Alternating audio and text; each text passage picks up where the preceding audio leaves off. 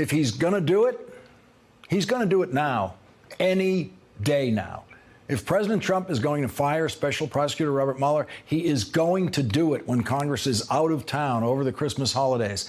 And if he does it now, it will probably be known forever as the Christmas Massacre or something like that. When Richard Nixon fired his special prosecutor, he did it on a Saturday night, and it became forever known as the Saturday Night Massacre. The next firing of a special prosecutor is sure to get a massacre label of some sort, the Christmas Massacre, the New Year's Massacre. If it happens, and we have reason to believe that it won't happen, because the special prosecutor still has bipartisan support, it could happen. It surely could happen, and that is what many supporters of the special prosecutor in Washington are worried about. But tonight, there is at least some hope that it won't happen, because decency still lives in the United States Senate. Decency is not the dominant force in the United States Senate these days, but there were some glowing examples of it last night and again today.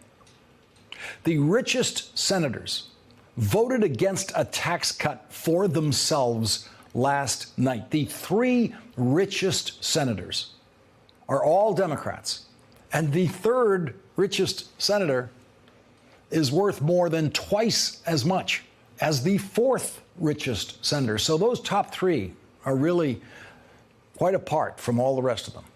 A net worth of about $52 million makes Dianne Feinstein the third richest member of the United States Senate. Connecticut's Richard Blumenthal is number two at $67 million. And when the votes were counted last night, they voted against their own self-interest. Not one Republican senator voted against his own or her own self-interest. They all those Republicans voted to cut their own personal income taxes. Not one in the Senate stood to profit more from the tax cuts than the very richest senator, who is the mild-mannered gentleman from Virginia, Senator Mark Warner, who is worth at least $90 million. He is a self-made millionaire, having struck it rich in the cell phone business. Last night, Mark Warner, who personally had the most to gain of any senator from the tax bill, voted against his own self-interest. He voted against increasing his own fortune while wildly increasing the deficit and the national debt. It was a modest act of decency on the Senate floor. It is the kind of thing that makes Senate staffers who work for senators like Mark Warner so very proud of what they do, so very proud of their senator. Mark Warner actually began his life in the Senate as one of those Senate staffers.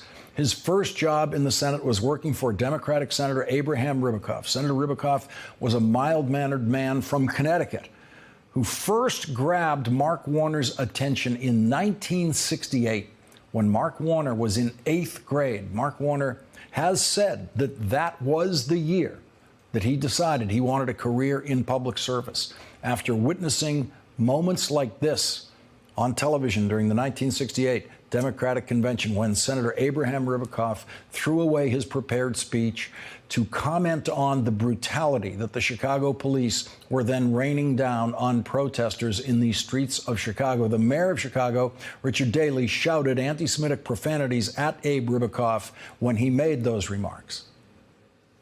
With George McGovern as President of the United States, we wouldn't have to have Gestapo tactics in the streets of Chicago.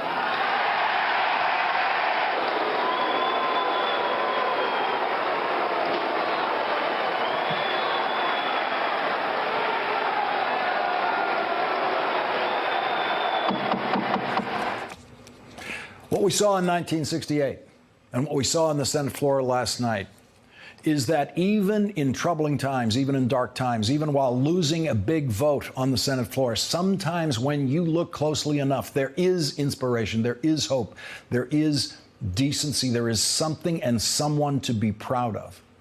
Here's what Senator Mark Warner did on the Senate floor today. Mr. President, I rise today concerned about the threats to the special counsel's critical investigation of Russian interference in the 2016 election. Senator Warner clearly believes that if it's going to happen, it's going to happen now. If the president is going to fire the special prosecutor, it'll happen during the holidays. No senator knows more about the special prosecutor's investigation than Mark Warner, who is the vice chair of the Senate Intelligence Committee, which is conducting its own investigation of the same activities that the special prosecutor is investigating. And no senator knows better than Mark Warner what is at stake tonight in the special prosecutor's investigation.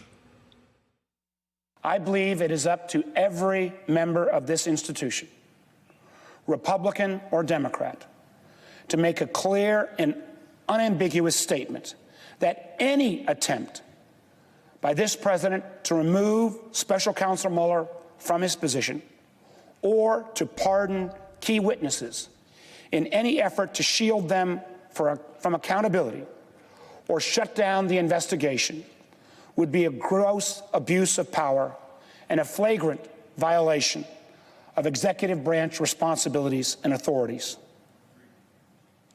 These truly are red lines and simply cannot allow them to be crossed. Senator Warner pointed out that Fox News has suggested the possibility that Robert Mueller could actually be involved in a coup against the president. A coup. That was the word used on Fox News. Mark Warner pointed out that many of the people who are attacking Robert Mueller today were praising him months ago, and then Senator Warner reminded Washington who Robert Mueller really is. Mr. Mueller is a dedicated Vietnam War veteran and a lifelong Republican, appointed to his current role by Deputy Attorney General Rod Rosenstein, also a Republican. In fact, all of the major players to date in this investigation, former Director Comey, current FBI Director Wray, Rosenstein, and even Attorney General Sessions, who has had to recuse himself, are all Republicans.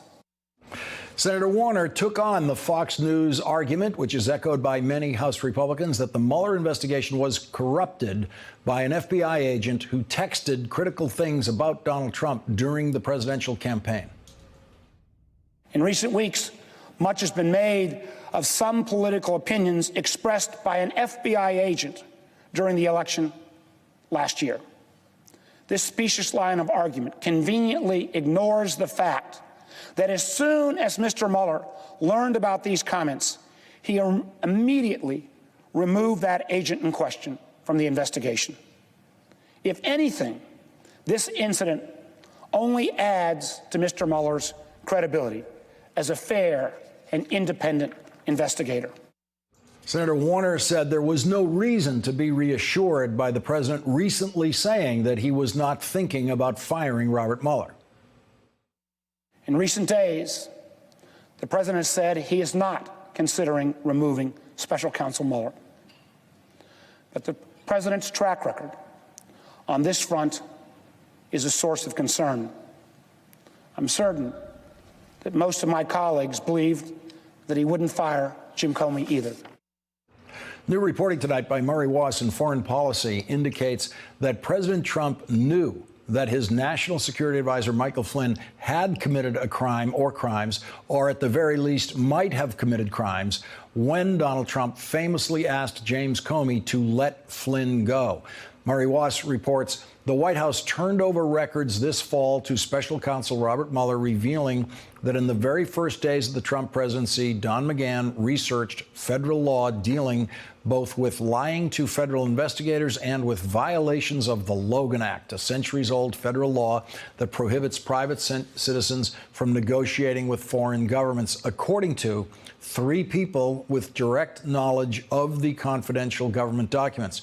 The records show that Don McGahn clearly raised issues as to whether Flynn possibly violated federal law related to making false statements, and also whether he violated the Logan Act, and that McGahn voiced these concerns to Trump.